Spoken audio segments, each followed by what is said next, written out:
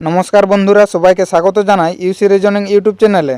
বন্ধুরা, আজকের ভিডিওতে রিজনিংয়ের 15টি গুরুত্বপূর্ণ প্রশ্ন উত্তর নিয়ে আলোচনা করব। এই ধরনের প্রশ্ন সমস্ত কম্পিটিটিভ এক্সামে এসে থাকে, সুতরাং ভিডিওটি সবাই শেষ পর্যন্ত দেখবে আর প্রশ্নগুলি নিজেরা প্রথমে করার চেষ্টা করবে এবং উত্তরটি আমার সঙ্গে মিলিয়ে নেবে। আজকের প্রথম প্রশ্ন এখানে কি আছে, নিম্নলিখিত কোন ভেন ডায়াগ্রামটি যানবাহন, মেশিন এবং গাড়ির মধ্যে সম্পর্ককে উপস্থাপন করে? তাহলে প্রথমে কি আছে, এখানে যানবাহন আছে, আমরা যানবাহনের জন্য একটা বৃত্ত আঁকবো। তারপরে কি আছে, এখানে মেশিন আছে। এখন দেখব যানবাহন আর মেশিন এদের মধ্যে কি সম্পর্ক আছে। তাহলে আমরা জানি যে যত যানবাহন আছে তারা সব মেশিনের মধ্যেই পড়ে। তাহলে আমরা মেশিনের বৃত্তটি কিভাবে আঁকবো, মেশিন থাকবে এইভাবে, মেশিনের মধ্যে যানবাহনের বৃত্তটি থাকবে। তারপরে কি আছে, এখানে গাড়ি আছে। এখন দেখব এই গাড়ি, যানবাহন আর মেশিন এদের সঙ্গে কিভাবে সম্পর্কিত আছে। তাহলে আমরা জানি যে যত গাড়ি থাকে সব গাড়ি হচ্ছে এক একটি যানবাহন। তার মানে গাড়ির বৃত্তটি কোথায় থাকবে, যানবাহনের ভিতরে থাকবে, এবং যানবাহন কোথায় আছে, মেশিনের ভিতরে। তাহলে এখন গাড়ির বৃত্ত কোনখানে থাকবে, এখানে থাকবে। তার মানে এইরকম ছবি আমাদের কোন অপশানে আছে, অপশান ডিতে আছে। অপশান ডি আমাদের সঠিক উত্তর হবে।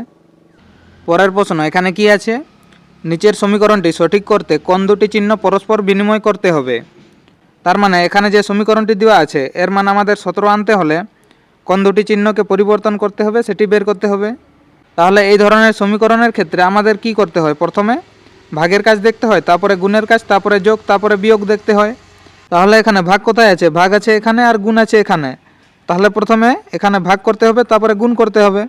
এখন যদি আমরা এখানে ভাগকে যদি পরিবর্তন করি তাহলে আমাদের এই দুটি সংখ্যাকে প্রথমে গুণ করতে হবে, আর এই দুটি সংখ্যার গুণফল অনেক বড় চলে আসবে, আর আমাদের কত বের করতে হবে, 17 বের করতে হবে। তার মানে আমরা এখানে ভাগকে পরিবর্তন করব না। তাহলে আমাদের ভাগ এখানে পরিবর্তন করব না। তাহলে এই সংখ্যাটিকে আমাদের ছোট করার জন্য কি করতে হবে, এখানে গুণ চিহ্নকে পরিবর্তন করতে হবে। তাহলে প্রথমে আমরা অপশান এ এর ক্ষেত্রে দেখব, এখানে কি বলেছে, যোগ এবং গুণ পরিবর্তন করেছে।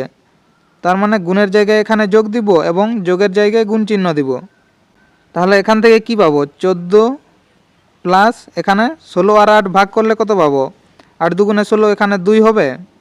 তারপরে গুণিত 2 আছে, বিয়োগ 1 আছে। এখন তাহলে কিসের কাজ প্রথমে হবে, প্রথমে গুণের কাজ হবে। তাহলে এখান থেকে কি পাবো, 14 যুক্ত 2 দুগুণে 4 হবে, বিয়োগ 1। এখন তাহলে এই সমীকরণটি থেকে কি পাবো, এখানে 14 আর 4 18, 18 থেকে 1 বিয়োগ করলে 17 আসবে। তাহলে এখানে 17 হচ্ছে, আর এখানে কত আছে, এখানে 17 আছে। তার মানে আমরা যদি এই যোগ আর গুণ এই চিহ্ন দুটিকে যদি পরিবর্তন করি তাহলে আমাদের এই সমীকরণটির মান এখানে 17 আসবে।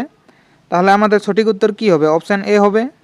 পরের প্রশ্ন এখানে কি আছে, একটি নির্দিষ্ট কোড ভাষায় HJKN লেখা হয় EGHK এবং QSTW লেখা হয় NPQT, সেই ভাষায় IKLOর কোড কি হবে?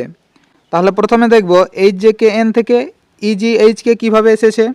তাহলে কি আছে, HJKN এখান থেকে কি এসেছে, EGHK, EGHK, এখানে H থেকে E কিভাবে পাবো, EFGH, H থেকে যদি 3 বিয়োগ করি এখানে E পাবো। J থেকে G কি করে হবে, এখানে GHIJ, এখানে J থেকে 3 বিয়োগ করলে G পাবো। K থেকে H, HIJK, এখানে K থেকে 3 বিয়োগ করলে H হবে। তারপরে কি আছে, N থেকে K, KLMN, এখানে N থেকে 3 বিয়োগ করলে K আসবে। তাহলে এখানে কি দেখতে পাচ্ছি, প্রতিটি ক্ষেত্রে এখানে 3 বিয়োগ হয়েছে। তারপরে কি আছে, এখানে QSTW থেকে NPQT এসেছে। তাহলে এখানে QSTW এখান থেকে এসেছে NPQT। তাহলে Q থেকে N কিভাবে পাবো, NOPQ, এখানেও Q থেকে 3 বিয়োগ হয়েছে। S থেকে P, PQRS, এখানে S থেকে 3 বিয়োগ করলে P পাবো। T থেকে Q, QRST, এখানে T থেকে 3 বিয়োগ করলে আমরা Q পাবো। W থেকে T, TUVW, এখানে W থেকে 3 বিয়োগ করলে আমরা T পাবো। তাহলে এখানেও দেখতে পাচ্ছি যে প্রতিটি ক্ষেত্রে 3 বিয়োগ হচ্ছে। তাহলে এখন দেখব IKLO এর কোড কি হবে। তাহলে এখানে কি আছে, IKLO, তাহলে এখানে I থেকে 3 বিয়োগ করলে কি পাবো, I কত নম্বরে থাকে, I থাকে 9 নম্বরে, আর 9 থেকে 3 বিয়োগ করলে 6 হবে। আর 6 নম্বরে কে থাকে, 6 থাকে F থাকে। তারপরে কি আছে, কে থেকে যদি 3 বিয়োগ করি কি পাবো, কে কত নম্বরে থাকে, কে 11 নম্বরে থাকে, আর 11 থেকে 3 বিয়োগ করলে 8 হবে, আর 8 নম্বরে কে থাকে, এইচ থাকে। এখন এল থেকে 3 বিয়োগ করলে কি হবে, এল কত নম্বরে থাকে, এল থাকে 12 নম্বরে, আর 12 থেকে 3 বিয়োগ করলে 9 হবে, আর 9 নম্বরে কে থাকে, আই থাকে।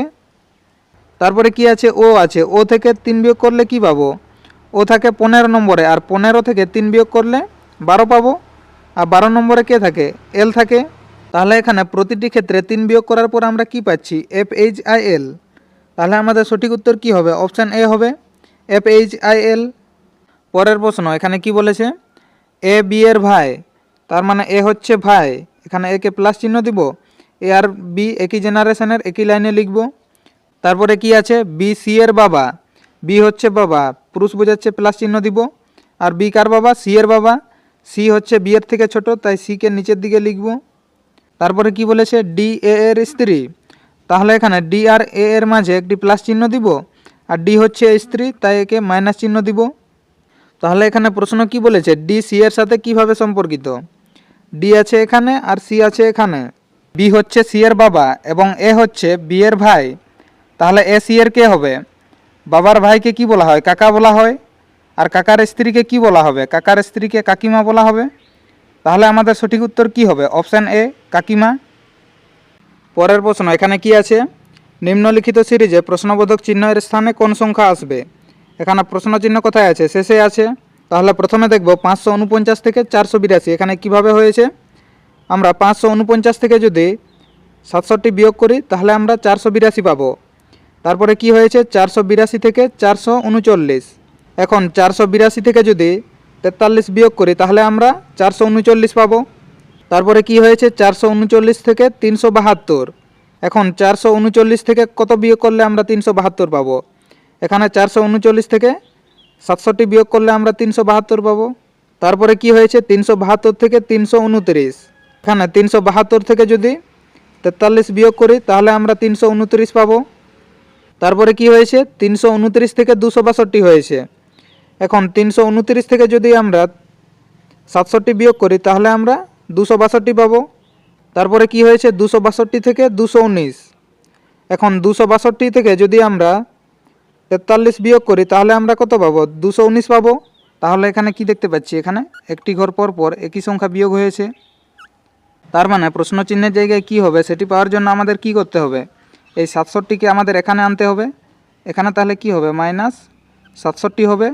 তার মানে প্রশ্ন চিহ্নের জায়গায় কি হবে সেটি পাওয়ার জন্য আমাদের কি করতে হবে, 219 থেকে 67 বিয়োগ করতে হবে, আর 219 থেকে 67 বিয়োগ করলে কত হবে, 152 হবে। তাহলে আমাদের সঠিক উত্তর কি হবে, 152 হবে, অপশান সি আমাদের সঠিক উত্তর। পরের প্রশ্ন, এখানে কি আছে, নিম্নলিখিত সংখ্যাগুলির মধ্যে কোনটি অন্যদের থেকে ভিন্ন, এখানে 4টি সংখ্যা দেওয়া আছে, আমাদের বের করতে হবে কোনটি এদের মধ্যে আলাদা আছে। প্রথমে তাহলে কে আছে, 202 আছে, এখন 202 সংখ্যাটির অঙ্কগুলির যদি যোগ করি তাহলে কত পাবো, এখানে কি কি আছে, 2 আছে, 0 আছে আর 2 আছে, যদি এদের যোগ করি তাহলে কত হবে, 4 হবে। আর 4কে কীভাবে ভাঙতে পারি, 4কে 2 এর স্কোয়ারের আকারে ভাঙতে পারি। তারপরে কি আছে, 414 আছে, 414 অঙ্কগুলি যদি যোগ করি কত পাবো, এখানে 4 আছে, 1 আছে আর 4 আছে, এদের যোগ করলে কত হবে, 4 আর 4 8 আর 1 9, 9 হচ্ছে। আর 9কে কীভাবে ভাঙতে পারি, 3 এর স্কোয়ারের আকারে। তারপরে কি আছে, এখানে 565 আছে, এর অঙ্কগুলি তাহলে কি কি আছে, 5 আছে, 6 আছে আর 5 আছে, এদের যোগ করলে কত পাবো, 5 আর 5 10 আর 6 16, এখানে তাহলে 16 হচ্ছে। আর 16কে কীভাবে লিখতে পারি, 4 এর স্কোয়ারের আকারে। তারপরে কি আছে, এখানে 787, এর অঙ্কগুলি যোগ করলে কত পাবো, 7 আছে, 8 আছে আর 7 আছে, এদের যোগ করলে কত হবে, 22 হবে। আর 22কে কি কোনো সংখ্যার বর্গের আকারে ভাঙা যায়, 22কে ভাঙা যায় না। এখানে কি দেখতে পাচ্ছি, প্রথম যে 3টি সংখ্যা আছে এদের অঙ্কগুলির যোগফল কোনো না কোনো সংখ্যার বর্গের আকারে আছে, কিন্তু এই শেষ সংখ্যাটির অঙ্কগুলির যোগফল কোনো সংখ্যার বর্গের আকারে নেই, তার মানে এই শেষ সংখ্যাটি বাকিগুলি থেকে ভিন্ন আছে। তাহলে আমাদের সঠিক উত্তর কি হবে, অপশান ডি হবে। পরের প্রশ্ন, এখানে কি আছে, বিবৃতি এবং সিদ্ধান্তের প্রশ্ন আছে। তাহলে প্রথম বিবৃতি কি বলেছে, সকল লাল গাড়ি, তাহলে এখানে কি বলেছে, সকল লাল মানে যতগুলি লাল থাকবে সেগুলি গাড়ির মধ্যে থাকবে, তাহলে প্রথমে এইভাবে লালের বৃত্ত আঁকবো, এটি হচ্ছে লাল। তারপরে কি আছে, সকল লাল গাড়ি, মানে যতগুলি লাল থাকবে সেগুলি গাড়ির মধ্যে থাকবে, এটি হচ্ছে গাড়ি। পরের বিবৃতি কি বলেছে, কিছু হলুদ লাল, তার মানে এখানে যতগুলি লাল থাকবে তার কিছুটা অংশ এখানে হলুদ থাকবে। তাহলে হলুদের বৃত্তটি কিভাবে হবে, এভাবে হবে, এখানে লালের মধ্যে কিছুটা হলুদের অংশ আছে, তাহলে এটি হচ্ছে হলুদ। এখানে সিদ্ধান্ত কি দেওয়া আছে, প্রথম সিদ্ধান্ত আছে কিছু হলুদ গাড়ি, এখানে গাড়ি কোথায় আছে, গাড়ি আছে এখানে, আর হলুদ আছে এখানে। তাহলে এখানে কি দেখতে পাচ্ছি, কিছুটা হলুদ এখানে গাড়ির মধ্যে আছে, তার মানে সিদ্ধান্ত 1 আমাদের সঠিক আছে। পরের সিদ্ধান্ত কি দিয়েছে, কোনো হলুদ লাল নয়, এখানে হলুদ কোথায় আছে, হলুদ আছে এখানে আর লাল আছে এখানে। এখানে যে অংশটি আছে এখানে হলুদ এবং লাল উভয়ে আছে, আর এখানে কি বলেছে, কোনো হলুদ লাল নয়, তার মানে এই সিদ্ধান্তটি এখানে সঠিক নয়। তাহলে এখানে আমরা কি পাচ্ছি, শুধুমাত্র সিদ্ধান্ত 1 সঠিক আছে, অপশান এ আমাদের সঠিক উত্তর। পরের প্রশ্ন এখানে কি আছে, যদি 15 জানুয়ারি 2019 মঙ্গলবার হয় তবে 29 জানুয়ারি 2020 কোন বার হবে। তাহলে এখানে দুটি তারিখের ক্ষেত্রে কি দেখতে পাচ্ছি, দুটি ক্ষেত্রে মাস এখানে সমান আছে। তাহলে এখানে প্রথমে দেখব যে দুটি যে সাল দেওয়া আছে এদের মধ্যে ডিফারেন্স কত আছে, এখানে 2019 থেকে 2020 হয়েছে, তার মানে এখানে ডিফারেন্স কত আছে, 1 বছরের ডিফারেন্স আছে। তারপরে দেখব এখানে যে দুটি তারিখ দেওয়া আছে এদের মধ্যে লিপ ইয়ার কোটি আছে, এখানে 2019 কি লিপ ইয়ার, 2019 4 দিয়ে ভাগ যায় না, 2019 তাহলে লিপ ইয়ার নয়, আর 2020 এখানে 4 দিয়ে ভাগ যায়, এটি লিপ ইয়ার আছে। কিন্তু আমাদের কি বলেছে, 29 জানুয়ারি পর্যন্ত তারিখটি আছে, আর লিপ ইয়ার কোন মাসের কারণে হয়, ফেব্রুয়ারি মাসের 29 তারিখের কারণে, তাই আমরা এখানে 2020 লিপ ইয়ারটি এখানে নেব না। তাহলে এখানে লিপ ইয়ার কত পাচ্ছি, একটিও পাচ্ছি না। তারপরে দেখব এখানে যে দুটি তারিখ দেওয়া আছে এদের মধ্যে ডিফারেন্স কত আছে, এখানে 15 জানুয়ারি থেকে 29 জানুয়ারি হয়েছে, তাহলে 29 থেকে 15 বিয়োগ করলে কত পাবো, 29 থেকে 15 বিয়োগ করলে 14 হবে। এখন 14কে যদি 7 দিয়ে ভাগ করি কত পাবো, 7 দুগুণে 14, এখানে ভাগশেষ কত থাকছে, কিছুই থাকছে না, তার মানে এখানে তারিখের মধ্যে কোনো অড ডে নেই। তাহলে এখানে সালের মধ্যে অড ডে কটি পেয়েছিলাম, এখানে একটি অড ডে পেয়েছিলাম, আর এখানে তারিখের মধ্যে কোনো অড ডে নেই, তাহলে আমাদের টোটাল অড ডে কত হচ্ছে, 1 হচ্ছে। এখন তাহলে কি করতে হবে, এখানে যে টোটাল অড ডে আছে এই অড ডেটিকে এই মঙ্গলবারের সঙ্গে যোগ করতে হবে। তাহলে মঙ্গলবারের সঙ্গে কত যোগ করতে হবে, মঙ্গলবারের সঙ্গে 1 যোগ করতে হবে, আর মঙ্গলবারের সঙ্গে 1 যোগ করলে কত পাবো, বুধবার পাবো। তাহলে আমাদের সঠিক উত্তর কি হবে, বুধবার হবে, অপশান এ আমাদের সঠিক উত্তর হবে। পরের প্রশ্ন এখানে কি আছে, নিম্নলিখিত অনুপাতের সম্পর্ক অনুসারে প্রশ্নবোধক স্থানে কোন সংখ্যা আসবে। তাহলে প্রথমে দেখব 46 আর 67 এদের মধ্যে কিভাবে সম্পর্ক আছে। তাহলে 46কে কিভাবে লিখতে পারি, এখানে 7 স্কোয়ার কত হয়, 7 স্কোয়ার হয় 49, আর 49 থেকে 3 বিয়োগ করলে কত পাবো, 46 পাবো। আর 67কে কীভাবে লিখতে পারি, 67 8 স্কোয়ার কত হয়, 8 স্কোয়ার হয় 64, আর 64-র সঙ্গে 3 যোগ করলে কত পাবো, 67 পাবো। তাহলে এখানে কি দেখতে পাচ্ছি, এখানে 7 স্কোয়ার ছিল, এখানে 8 স্কোয়ার হয়েছে, তার মানে এখানে 1 বেড়েছে, এবং প্রথমটির ক্ষেত্রে এখানে 3 বিয়োগ হয়েছিল, এখানে 3 যোগ হয়েছে। একইভাবে তাহলে পরেরটির ক্ষেত্রে দেখব, এখানে কত আছে, 22 আছে, 22কে কীভাবে লিখতে পারি, 5 স্কোয়ার কত হয়, 25 হয়, আর 25 থেকে যদি 3 বিয়োগ করি কত হবে, 25 থেকে 3 বিয়োগ করলে 22 হবে, আর এখানে 22 আছে। এখন তাহলে প্রশ্ন চিহ্নের জায়গায় পাওয়ার জন্য কি করতে হবে, এখানে কি হয়েছিল, 7-এর সঙ্গে 1 যোগ হয়ে 8 হয়েছিল, এখানে তাহলে 5-এর সঙ্গে 1 যোগ করতে হবে, কত হবে, 6 হবে, আর আমাদের 6-এর স্কোয়ার করতে হবে, 6 স্কোয়ার কত হয়, 6 ছক 36 হয়, আর এখানে প্রথমে কি হয়েছিল, 3 বিয়োগ হয়েছিল, তারপরে 3 যোগ হয়েছে, এখানেও তাহলে প্রথমে 3 বিয়োগ হয়েছে, এখন কি হবে, 3 যোগ হবে। তাহলে 36-এর সঙ্গে 3 যোগ করলে কত পাবো, 39 পাবো। তাহলে প্রশ্ন চিহ্নের জায়গায় কি হবে, এখানে 39 হবে, অপশান বি আমাদের সঠিক উত্তর হবে। পরের প্রশ্ন এখানে কি আছে, নিম্নলিখিত ভেন ডায়াগ্রামটি কিছু শিশুদের পছন্দের আইসক্রিম ফ্লেভার প্রতিনিধিত্ব করে। এতে আছে ভ্যানিলা, বিতে আছে চকলেট, আর সিতে আছে পিস্তাচিও। এখানে প্রশ্ন কি দিয়েছে, ভেন ডায়াগ্রামের ভিত্তিতে কতজন শিশু একাধিক ফ্লেভার আইসক্রিম পছন্দ করে। এই ছবিটির মধ্যে তাহলে কি দেখতে পাচ্ছি, এখানে এ এর মধ্যে এই 5 জন শুধুমাত্র একটি পছন্দ করে, আর সিতে এই 10 জন শুধুমাত্র একটি পছন্দ করে, আর বিতে এই 10 জন শুধুমাত্র একটি পছন্দ করে, আর বাকি যতজন আছে তারা সবাই একের অধিক পছন্দ করে। আমাদের প্রশ্ন কি দিয়েছে, কতজন শিশু একাধিক ফ্লেভার আইসক্রিম পছন্দ করে।